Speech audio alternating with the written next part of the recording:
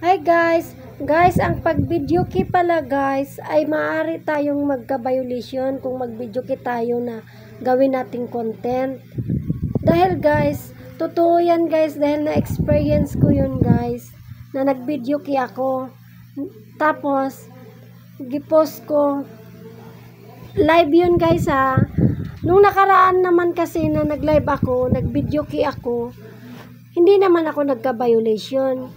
Tapos nung nag-live ako, 2 hours guys, na nag-video key, napaos na lahat-lahat ang boses. Ang ending, pinadinit sa akin ng ating boss dahil nagka-violation ako. Yun pala guys, nagkaroon ako ng copyright dahil may nakanta daw ako na nag-copyright. So, ingat-ingat pala tayo guys sa pag-video key na i-content natin.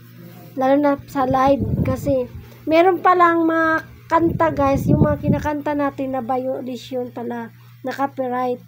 O, diba guys? Kaya sayang yung 2 hours ko guys na live. Pinadelete lang dahil may nakanta daw ako na copyright, tapos may nakanta rin daw na hindi ka nais sa ibang lugar. O, diba guys? Kaya ingat na lang kayo guys pag nag-video key kayo. Piliin nyo na lang yung mga kantahin nyo na hindi kayo magka-violation. Yun lang guys, sana may natutunan. Sinishare ko lang yung totoo guys na aking na-experience. Salamat. Follow for more.